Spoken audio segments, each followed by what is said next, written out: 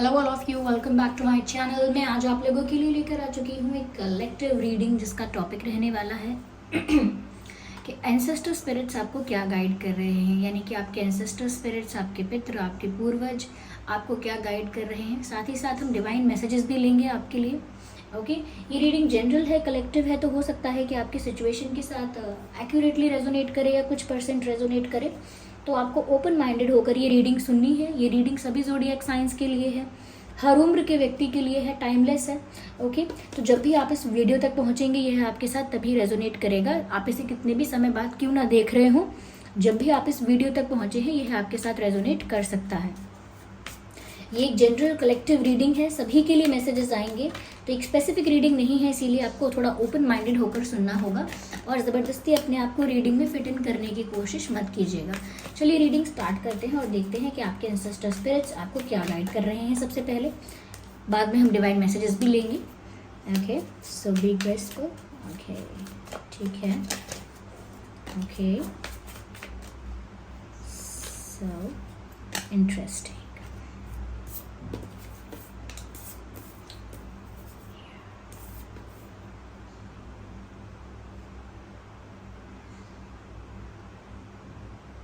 I hope it is visible. Okay तो viewer, सबसे पहले यहाँ पर शालीन मास्टर का कार्ड है और यहाँ पर बात है ग्रेस की। ओके सबसे पहले मैं आपको यहाँ पर ये कहना चाहूँगी, यहाँ पर आपके जो एंसेस्टर स्पिरिट्स हैं, आपके जो पितृ हैं, पूर्वज हैं, वो व्यूवर्स आपको ये गाइड कर रहे हैं कि आप जो भी करें लाइफ में, क्योंकि बहुत कुछ आपकी लाइफ में ऐसे मोमेंट्स आएंगे या आ रही हैं जहाँ पर आपको अपॉर्चुनिटी मिलेगी टू डू समथिंग। ओके कुछ जॉब ऐसा हो सकता है, कोई ऐसा करियर, कुछ ऐसा क्रिएटिव फील्ड भी हो सकता है, या रेगुलर लाइफ में जो एक्टिविटीज़ करते हैं वो भी हो सकती हैं। तो यहाँ पर बात यह है कि आपको ना जो भी करना है ना रिस्पेक्ट और डिग्निटी के साथ करना है। ऐसे चीज़ों में नहीं पड़ना है या ऐसी एक्टिविटीज़ में भी इन्वॉल्व नहीं होना है जो कल को आपको डिसरिस्पेक्टफुल लगे या जो कहीं ना कहीं डिग्निफाइड नहीं है, रिस्पेक्टफुल नहीं है। ऐसी चीज़ें मत कीजिएगा। कुछ भी अचीव करने के लिए, कुछ भी प्राप्त करने के लिए, अपना काम बनाने के लिए, कुछ भी ऐसा करने के लिए कहीं ना कहीं आपको ना थोड़ा सा अपना काम बनाने के लिए थोड़ा सा ना शॉर्टकट लेने की ज़रूरत नहीं है। आपको थोड़ा अगर टफ पड़ता है, मुश्किल होती है, थोड़ा स्ट्रगल करना पड़ता है, हार्डवर्क करना पड़ता है, तो भी एक राइट और करेक्ट वे को चूज़ कीजिएगा, राइट और करेक्ट पाथ को ही चूज़ कीजिएगा। ऐसा नहीं होना चाहिए कि जल्दी जल्दी कुछ मिल जाए, मैं जल्दी से आगे बढ़ जाऊं, या कुछ भी प्राप्त करने के लिए, हासिल करने के लिए एक गलत एक्टिविटी, गलत वे और पाथ का यूज़ मत कीजिएगा। शॉर्टकट्स भी मत अपनाइएगा, ठीक है। और कुछ भी ऐसा नहीं करना है जो डिसरिस्पेक्टफुल है, कुछ भी ऐसा नहीं करना है जो डिग्निफाइड नहीं है। आपको ग्रेसफुली सब कुछ करना है, ठीक है। अगर सक्सेस लेट मिलेगी तो लेट मिले, ओके। अगर मेरी जो परफॉर्मेंस है उसके अकॉर्डिंग मुझे उतना ज़्यादा सक्सेस नहीं मिलता है, या मेरे हार्डवर्क ज़्यादा है पर उसके अकॉर्डिंग मुझे बहुत ज़्यादा अचीव मैं नहीं कर पाई हूँ, तो भी शांति रखे, धैर्य रखे। ऐसा नहीं है कि किसी गलत रास्ते को, ये किसी नॉन और अनडिग्निफाइड चीज़ों को आप करना स्टार्ट कर दें। यानी कि सबसे पहली चीज़ यहाँ पर जो आपको मेंटेन करनी है, प्रोटेक्ट करनी है, प्रिजर्व करनी है, वो है आपकी सेल्फ रिस्पेक्ट। यहाँ पर आपके एंसेस्टर्स आपको यहाँ पर गाइड कर रहे हैं कि कुछ भी ऐसा मत करना जिससे आपकी सेल्फ रिस्पेक्ट को हर्ट हो, आपकी सेल्फ रिस्पेक्ट कहीं ना कहीं कम हो जाए। ऐसा कभी मत करना। जो भी करो सम्मान के साथ करना, चाहे मुश्किल चीज़ें हैं, चाहे इतना कुछ आपको उनसे फ़ायदा नहीं हो पा रहा है, थोड़ी लाइफ टफ हो रही है, फिर भी एक करेक्ट वे और एक right way of living he choose कीजिएगा। क्योंकि यहाँ पर आपकी लाइफ में ऐसी अपॉर्चुनिटीज़ और मौके आ सकते हैं जहाँ पर आपको शॉर्टकट लोग देंगे, आपको आसान तरीका भी बताएंगे, और ये भी हो सकता है कि थोड़ा सा आपको भी गलत काम करने के लिए उलझाएं। अब गलत काम ये नहीं होता कि कोई बहुत बड़े लेवल पर हम गलत काम कर रहे हैं। गलत काम बस ऐसा भी हो सकता है कि किसी से दोस्ती कर लो और उससे अपना काम निकलवाओ, क्या हो गया। तो ऐसी चीज़ें भी हो सकती हैं आपके साथ। तो थोड़ा सा आपको ये मेंटेन करना है कि नहीं, I am a dignified person, I will not do that, okay. If I be friends with someone, I will be friends with someone, okay. अगर मैं किसी से दोस्ती करूँगी तो सच में करूँगा। थोड़ा सा बस इन चीज़ों का ध्यान रखना है। नेक्स्ट यहाँ पर ये है रिट्रीट एंड रिचार्ज। हो सकता है कि आप बहुत टाइम से इतना स्ट्रगल कर रहे हैं, इतना हार्डवर्क कर रहे हैं कि आपने अपने लिए समय नहीं निकाला है। You are doing everything to get everything, but you're not you do not have time for yourself, for your healing, for your energy rejuvenation. There is no time for yourself. आपके खुद के लिए आपके पास वक्त नहीं है या वक्त नहीं निकाल रहे हैं। ऐसा लगता है बहुत बिजी हैं। अगर फिजिकली बहुत बिजी नहीं है तो हो सकता है मेंटली अपने आप को आपने इतना बिजी करके रखा है कि आप हर वक्त कुछ ना कुछ सोच रहे हैं, कुछ ना कुछ प्लान कर रहे हैं, कुछ ऐसा है जो हमेशा एनालाइज कर रहे हैं, स्टडी कर रहे हैं, रिसर्च कर रहे हैं, लेकिन आपका दिमाग जो है वो बटा हुआ है चारों तरफ। हमेशा कुछ ना कुछ ओवर थिंकिंग चल रही है, हमेशा कुछ ना कुछ इवैल्यूएशन, कैलकुलेशन दिमाग में चल ही रहा है, कुछ ना कुछ हो रहा है। तो इसीलिए आपका दिमाग भी ना शांत नहीं हुआ है। इसीलिए भी हो सकता है कि आप ऐसी सिचुएशंस में इतना बिजी हैं जो आपको एनर्जेटिकली भी और फिजिकली भी काफ़ी एग्जॉस्ट करती हैं। यानी कि इतनी मेहनत करना, इतना वर्कलोड लेना, इतना हार्डवर्क करना कि आप फिजिकली बहुत टायर्ड हो जाओ, बहुत एग्जॉस्टेड फील करने लगो। ये भी हो सकता है आपके साथ हो रहा हो। ये दूसरी साइड ये भी हो सकता है कि आप इतना ज़्यादा ओवर थिंकिंग कर रहे हो, इतना ज़्यादा दिमाग से काम ले रहे हो, इतना ज़्यादा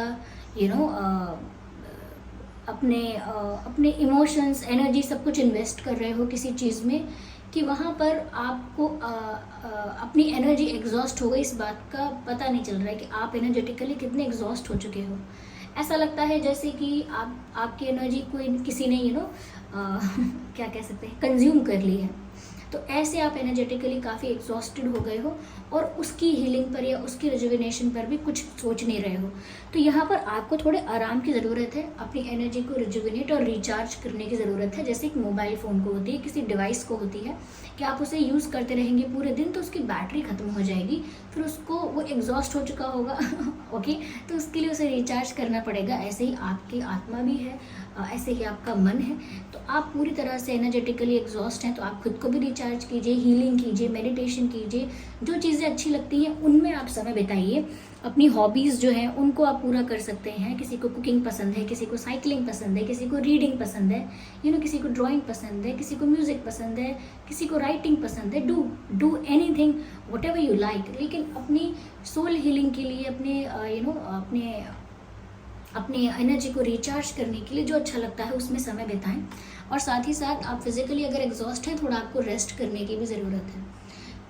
ब्रेक लें, थोड़ा रेस्ट करें, ओके। थोड़ा सा 1-2 दिन के लिए ही सही, लेकिन अपने आप को थोड़ा आराम दें। You are doing a lot, okay. ऐसा लगता है बहुत मेहनत कर रहे हैं, लेकिन अपने लिए समय नहीं निकालेंगे तो समय तो वैसे भी नहीं है कभी किसी के पास। अपने लिए समय नहीं निकालेंगे तो फिर बचा क्या लाइफ में, ओके। तो यहाँ पर व्यूअर्स आपको अपने ऊपर ध्यान देना है, क्योंकि हेल्थ भी आपकी इम्पॉर्टेंट है, चाहे वो मेंटल हो या फिजिकल हो। मैं दोनों बातों के लिए कहूँगी कि अपनी हेल्थ को अच्छा रखना है, मेंटल हेल्थ को भी अच्छा रखना है और अपनी फिजिकल हेल्थ को भी अच्छा रखना है। जो भी आपको चीज़ें एग्जॉस्ट करती हैं उसके बाद बहुत ज़रूरी है कि आप अपने आप को रिचार्ज, रिजुविनेट और रीबूट करें। एक डिवाइस की तरह, एक मशीन की तरह अपने आप को रीबूट करें, जिससे कि क्या होगा कि आप और बेटर परफॉर्म करेंगे और अच्छा अचीव करेंगे और जल्दी आगे बढ़ेंगे। क्योंकि आप एनर्जाइज्ड होंगे, रिचार्ज्ड होंगे, ओके। तो इसीलिए खुद पर वर्क कीजिए। जो लोग स्पिरिचुअल मेथड्स को यूज़ करते हैं अपने आप को रिलैक्स करने के लिए वो करें, और जो लोग हीलिंग वगैरह करते हैं, क्रिस्टल्स वगैरह यूज़ करते हैं वो भी करें। नहीं तो मैंने कहा ना, जो पसंद है वो कीजिए, अपनी हॉबीज़ को परस्यू कीजिए। यहाँ पर व्यूअर्स मुझे यहाँ पर ग्रेट टीचर का कार्ड है जो कहता है लर्न फ्रॉम स्पिरिचुअल एक्सपीरियंसेस। आपकी लाइफ में ना जो चीज़ें हुई हैं, बैड एक्सपीरियंसेस हुए हैं, गुड एक्सपीरियंसेस हुए हैं, समवेयर ये आपके लिए आपके स्पिरिचुअल एक्सपीरियंसेस हैं। क्यों? क्योंकि ये ऐसे फेजेस होते हैं जो आपको स्पिरिचुअलिटी की तरफ कहीं ना कहीं डाइवर्ट करते हैं या स्पिरिचुअलिटी की तरफ आपको ले जाते हैं। यहाँ पर आपके एंसेस्टर्स भी आपको ये बोल रहे हैं कि आपकी लाइफ में जो हुआ है वो कहीं ना कहीं आपके लिए एक ऐसा एक्सपीरियंस है जो आपकी स्पिरिचुअल ग्रोथ को बढ़ा देगा। जैसे किसी की लाइफ में कार्मिक फेजेस आते हैं, डार्क फेजेस आते हैं, टफ फेजेस आते हैं, बहुत चैलेंजिंग सिचुएशंस आती हैं, वो इंसान वहाँ टूटता भी है, हो सकता है गिव अप करने के बारे में सोचता है कि मुझसे ये नहीं होगा, वो नहीं होगा, मेरी लाइफ कितनी ख़राब है। तो वो भी उसका एक ऐसा एक्सपीरियंस होता है जो उसकी स्पिरिचुअल ग्रोथ में हेल्प कर सकता है, क्योंकि ये सारी चीज़ें, ये सारी डिफ़िकल्टीज़ धीरे धीरे उसे स्पिरिचुअलिटी के करीब ले जाती हैं। और आपके साथ भी यही हो रहा है, आपकी लाइफ में जो भी डार्क एंड टफ फेजेस आए हैं, ये धीरे धीरे आपको स्पिरिचुअलिटी के करीब ले जाएंगे। और फिर जब आप स्पिरिचुअल हो जाओगे या स्पिरिचुअल पाथ पर आ जाओगे या स्पिरिचुअल ग्रोथ करने लगोगे अपनी, तब आपको रियलाइज़ होगा कि ये जो सब मेरे साथ जो भी कुछ हुआ था, वो मेरी लाइफ के स्पिरिचुअल एक्सपीरियंसेस हैं, कि कैसे किस्मत, डेस्टिनी और डिवाइन मुझे इस पाथ पर लेकर आए हैं। वो आपका अपना एक डिफरेंट यूनिक एक्सपीरियंस होगा। ओके, तो यहाँ पर आप उनसे सीख सकते हैं। आपके साथ जो भी कुछ हो रहा है, जो भी कुछ हुआ है, उससे कोई लेसन लेकर, उससे कोई सीख लेकर आगे बढ़िए। उसको हमेशा क्रिटिसाइज़ करना, उसको हमेशा अपनी लाइफ का बहुत बुरा समय बोलना, सिर्फ यही बोलकर संबोधित मत कीजिए। वो आपकी लाइफ में आपको क्या सिखा कर गया है, उससे आपने क्या सीखा, क्या चीज़ें सीखी, क्या आपको जानने को मिला, और कैसे आप पर्सनली कितना ग्रो कर पाए, वो सब आप उस पर भी ध्यान दीजिए। तो आपको कुछ सीखने को ही मिला है, क्योंकि वो जो भी था वो आपका एक स्पिरिचुअल एक्सपीरियंस है। ओके, या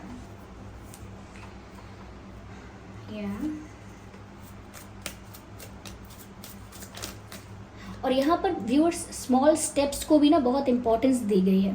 लोग सोचते हैं कि मैं कुछ बड़ा अचीव करूँ, कुछ बड़ा प्राप्त करूँ, मेरी लाइफ में कुछ लार्ज देन लाइफ होना चाहिए, कुछ इतना महान, कुछ इतना ग्रेटेस्ट होना चाहिए। लेकिन वो ये नहीं सोचते कि इतना भी कुछ ग्रेट होने के लिए, इतना भी कुछ बड़ा अचीव करने के लिए स्टेप बाय स्टेप आगे बढ़ा जाता है, और each and every step is very important. अगर आप हर स्टेप को क्लियरली या हर स्टेप को बहुत अच्छे से प्रॉपरली नहीं लेंगे, तो फिर उस बड़े ग्रेटेस्ट गोल तक पहुंचने के लिए बहुत डिफ़िकल्टी आएगी।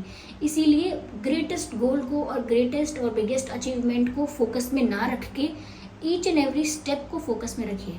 ओके, आपका अगर हर एक स्टेप आपने अच्छे से लिया है, हर एक स्टेप आपका अगर अच्छा है, तो एट द एंड गोल तो अच्छा होना ही है। तो इसीलिए स्टेप्स पर भी ज़्यादा ध्यान दीजिए। तो ये आपके एंसेस्टर्स आपको गाइड कर रहे हैं। देखते हैं डिवाइन आपको क्या गाइड कर रहे हैं, डिवाइन गाइडेंस क्या है आपके लिए। Let's see. वेल, ये एक ही कार्ड अनफोल्ड हुआ है, I will consider that, and this says Karma releasing. That's beautiful in itself.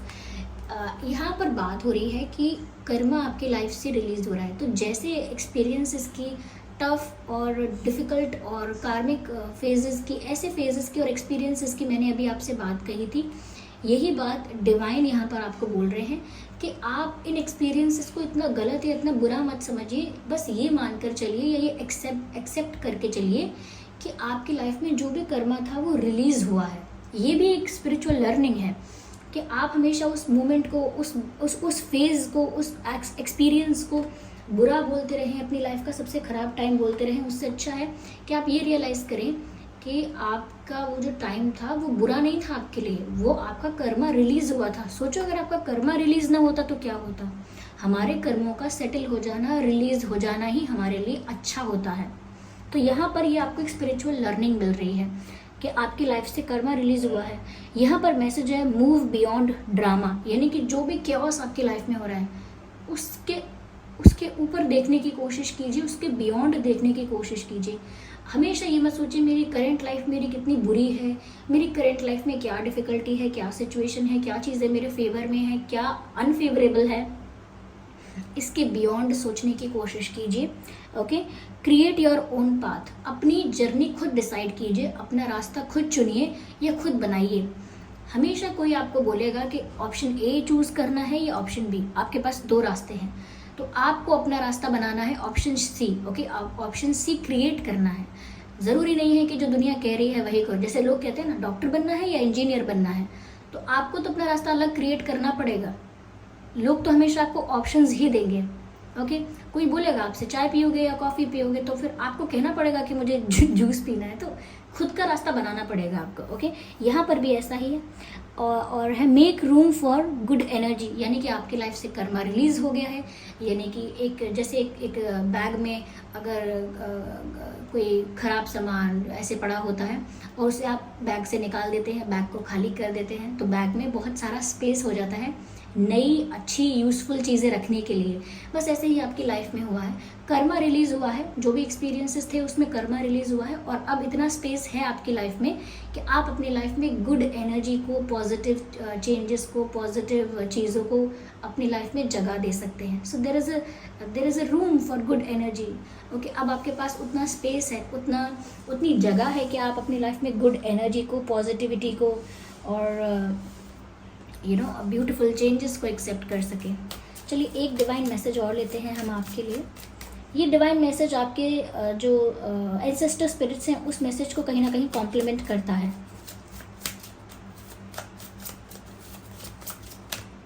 Okay, so I need one card now. I need again one, so I have to shuffle again. Please guide me.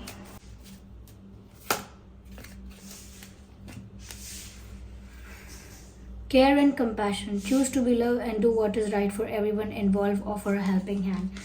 Viewers, यहाँ पर ये भी आपको message दिया जा रहा है, divine message है आपके लिए, that you need to be very caring and compassionate towards other people. Okay, आपके आसपास जो लोग हैं, may be for those who need help, कुछ ऐसे लोग जिन्हें हेल्प की ज़रूरत है, तो यहाँ पर आपको ज़्यादा ना केयरिंग और कंपैशनेट होना चाहिए। यानी कि सोच रहे हैं तो सबके बारे में भी सोचिए थोड़ा। अगर आपको चिंता है तो अपनी पर्सनल चिंता को छोड़कर थोड़ा दूसरों के बारे में भी सोचिए। जैसे एक व्यक्ति को जैसे जीवन जीना चाहिए, सिर्फ अपने बारे में सोच कर नहीं जीना चाहिए, सिर्फ सेल्फ सेंटर्ड होकर जीवन नहीं जीना चाहिए। थोड़ा सा केयरिंग होना चाहिए, कंपैशनेट होना चाहिए इंसान को, दूसरों के दर्द को, दूसरों की तकलीफ को, दूसरों की ज़रूरतों को और उनकी लाइफ की डिफ़िकल्टीज़ को भी समझ सके। तो यहाँ पर ऐसा बताया जा रहा है दैट आपको जो भी करना है, do what ever is right for everyone involved. यानी कि आपकी लाइफ में ऐसे सिचुएशंस आएंगे जहाँ पर आप कुछ अगर डिसाइड करेंगे, कुछ अगर आप करना चाहेंगे तो वो कर सकते हैं और उसमें आपका फ़ायदा होगा। ओके, उसमें आपका फ़ायदा होगा। लेकिन दिक्कत की बात क्या होगी कि उसमें जो दूसरे लोग इन्वॉल्व होंगे उस सिचुएशन में, उसमें उनका नुकसान हो सकता है, उनको कोई तकलीफ़ या हर्ट या प्रॉब्लम हो सकती है। तो अगर आप ये सोचेंगे सिर्फ कि मेरा तो फ़ायदा हो रहा है ना, अब बाकी लोग जो इस सिचुएशन में इन्वॉल्व है उनका फ़ायदा हो या ना हो उससे मुझे क्या फ़र्क पड़ता है, मैं तो इससे एटलीस्ट इस काम को पूरा करूँ क्योंकि मेरा फ़ायदा होगा।